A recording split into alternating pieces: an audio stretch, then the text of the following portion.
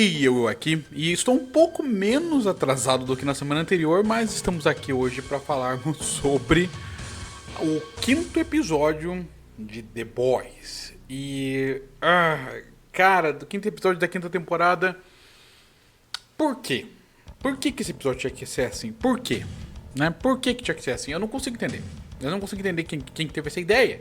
Mas, bom, antes de eu me aprofundar mais, eu peço pra você dar um like, se inscrever e apertar no botão do sininho para ter mais notificações. Então é isso aí.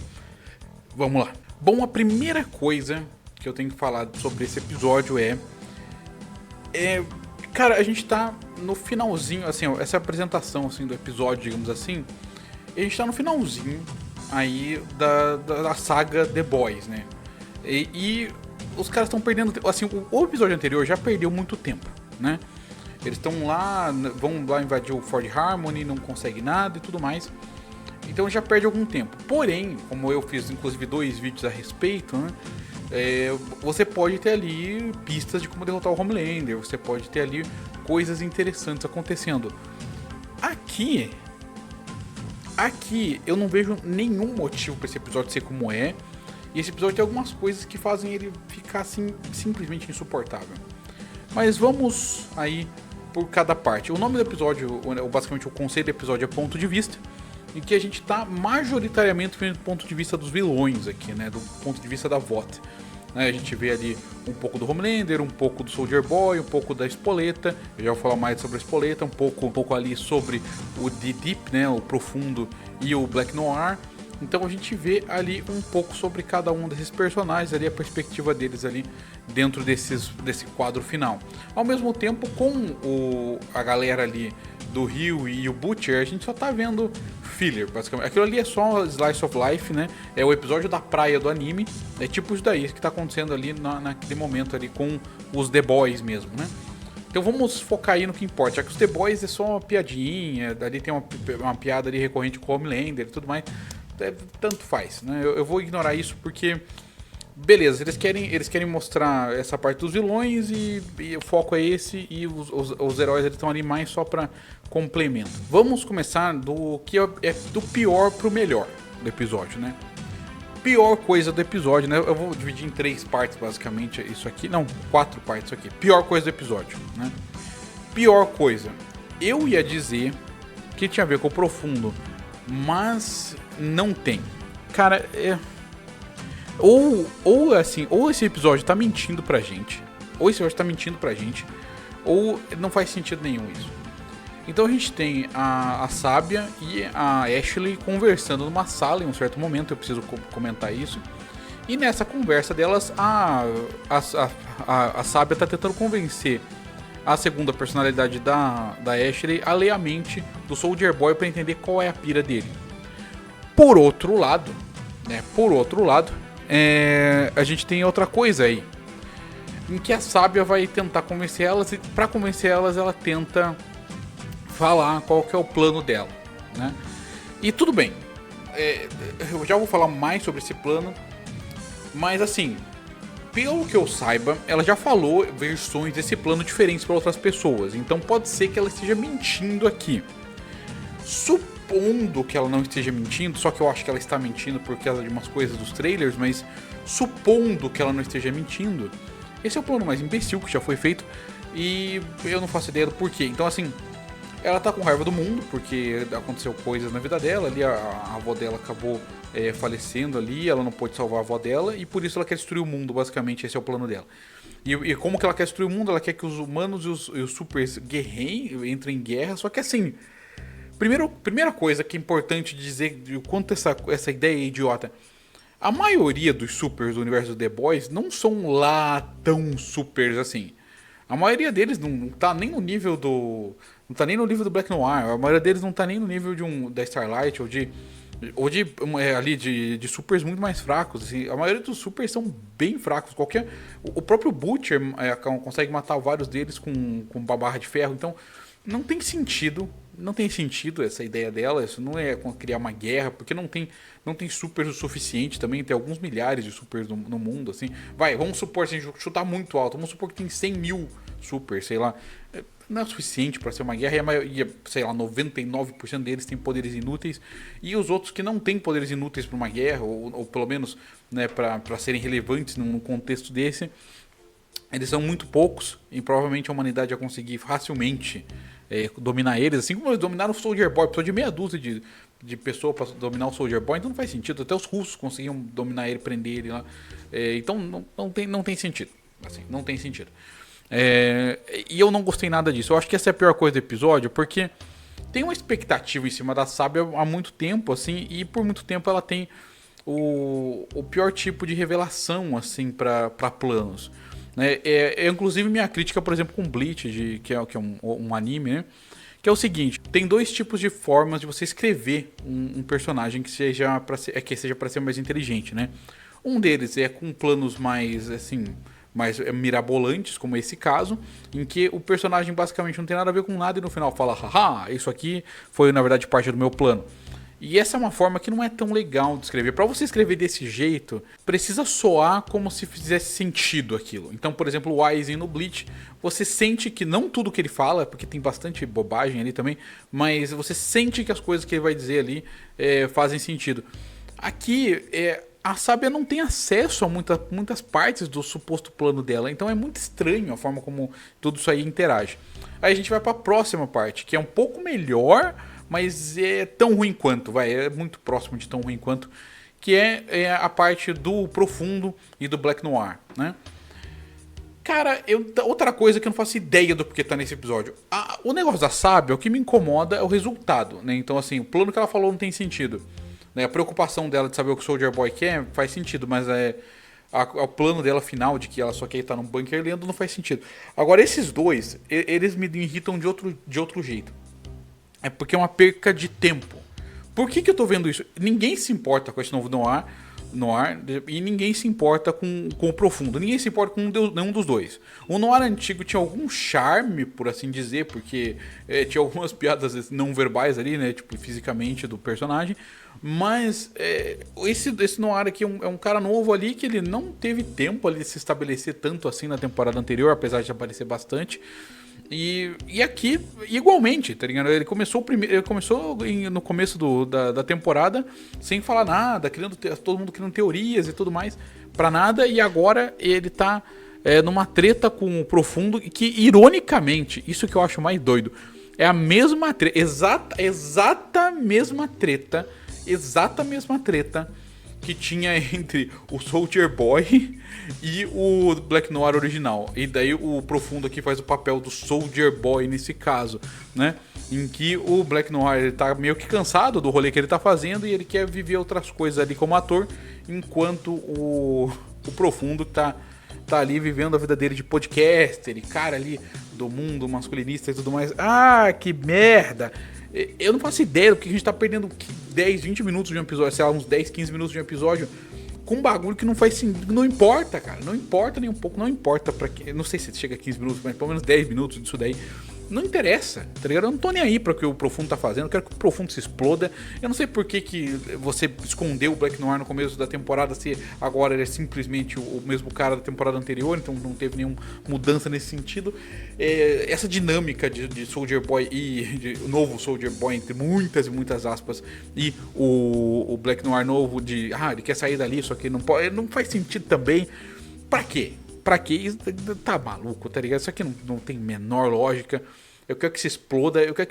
Assim, eu queria que os dois lutassem e os dois morressem no próximo episódio ou alguma coisa assim, porque sem condições.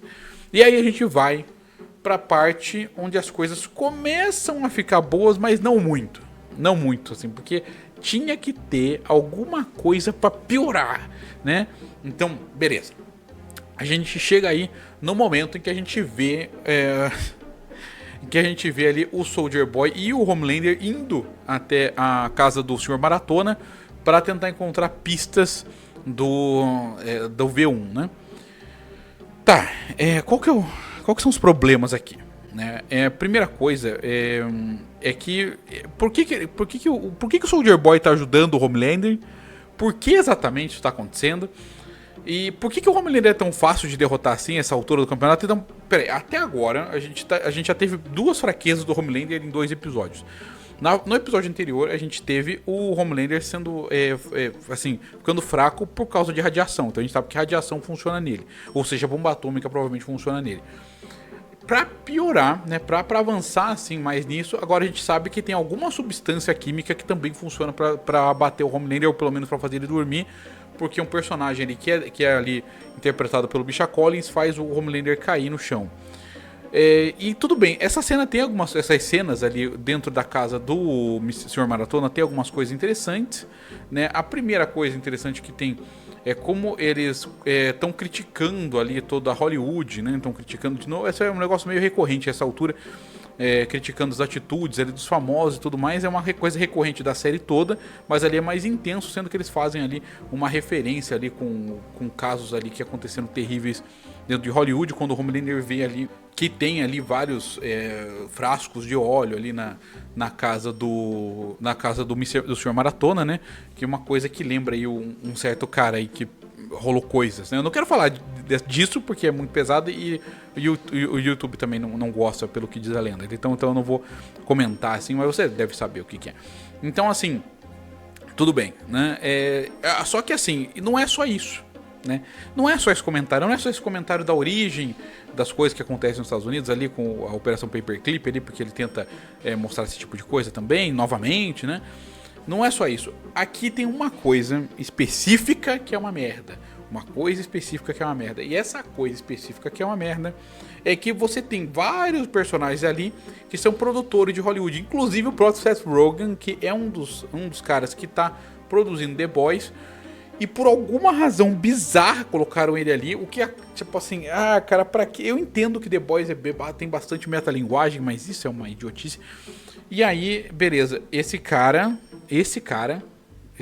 ele tá ali pra simplesmente fazer comentários sobre Hollywood, fazer referências absolutamente irritantes.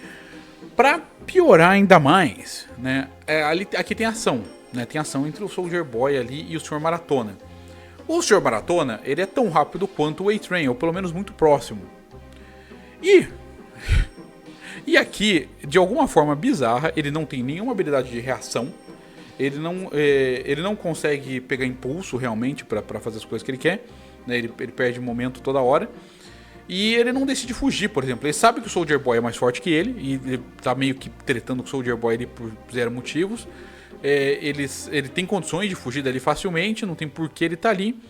Então, imagine, o Homelander tá dormindo. Se o Sr. Maratona decidir ir embora, eles nunca mais vão encontrar ele. Nunca mais. Porque ele, tirando o próprio A-Train, ele é o cara mais rápido do mundo. Então, ele ia conseguir fugir facilmente, ainda mais com o Homelander dormindo. Se o Homelander dormir por 30 segundos, é o suficiente pro Sr. Maratona sumir pra sempre. Porque o próprio Soldier Boy não tem super velocidade. Então, por que ele tenta confrontar Por que ele tenta confrontar o Soldier Boy? Não faz sentido nenhum, né? Além disso, você desperdiça o personagem, que é um personagem que é razoavelmente interessante. Você provavelmente vai querer ver mais sobre ele depois, ou pelo menos saber mais sobre o que aconteceu, né, em outras composições ali do set.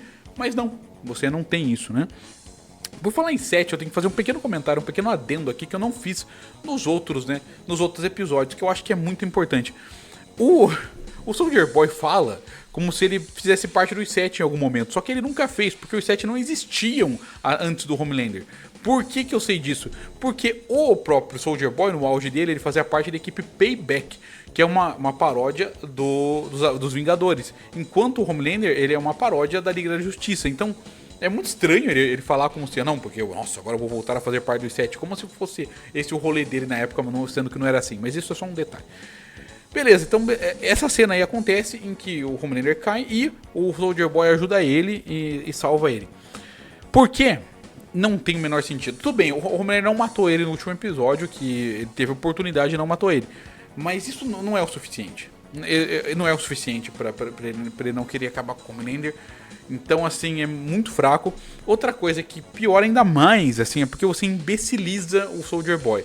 Em outras ocasiões, em ocasiões anteriores, você tinha um Soldier Boy que era um cara inteligente. Ele olhava pro Homelander fazendo as coisas, sendo um psicopata, etc. Ele achava merda. Agora não. Do nada ele não liga mais. Agora tá de boa. Porque a Espoleta falou que o Homelander meio que admira ele. Então, beleza. Que bosta. E assim, o Soldier Boy é um cara que é muito trágico, né? Porque ele é realmente atraído toda hora, todo ninguém, tipo assim, apoia muito ele. Ele tem um passado que é esquisito, porque assim, no presente, no tempo presente, ele não é esse cara tão violento quanto ele era supostamente 40 anos antes. Então ele é meio estranho, mas tudo bem. Né? Eu não gostei também muito dessa parte. Eu gostei que você tem a reunião do Supernatural, né? do Supernatural ali, com o Misha Collins, com ali o Padalecki e, né, o próprio Jason Atkins aqui na mesma cena, é legal. Mas não precisava ser desse jeito, né? Dava pra fazer uma coisa mais interessante, dava pra esses heróis, esses supers aparecerem depois, né? Ou aparecerem com uma participação maior, né? Inclusive, principalmente o Maratona, mas não acontece. E aí, beleza, né? A gente passa aí pro que é o melhor do episódio, é a única coisa boa e realmente é muito bom, muito bem feito. Muito reflexível na realidade, né? Faz uma reflexão muito grande, que é a Espoleta, né? O Homelander quer virar um deus e ele tá descontente com o fato de que a Espoleta não tá tão afim do rolê, né? A princípio ele não consegue ler isso nela, né? Ler na fisionomia, como ela age e tudo mais, mas ela vai tentando convencer ele que esse não é exatamente o caminho, ou pelo menos fazer o caminho mais devagar. Ao mesmo tempo, né? O pastor da igreja da onde ela veio tenta se comunicar com ela, porque a igreja está começando a ser atacada, né? E está sendo atacada porque a igreja não idolatra o suficiente o Homelander, né? Por pessoas obcecadas pelo Homelander. E bom, ela tá em conflito extremo e a atriz, cara, ela sempre entregou muito bem na série, assim, só que na maior parte do tempo ela sempre foi uma pessoa muito sacana, então você não tinha tanto espaço para isso. Você via momentos em que ela tava assustada, que ela entregava muita verdade ali, mas aqui...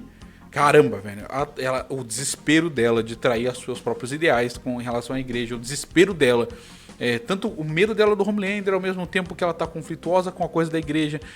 E aí é que tá uma coisa interessantíssima que a série faz. Por que é tão interessante essa coisa que eu vou falar?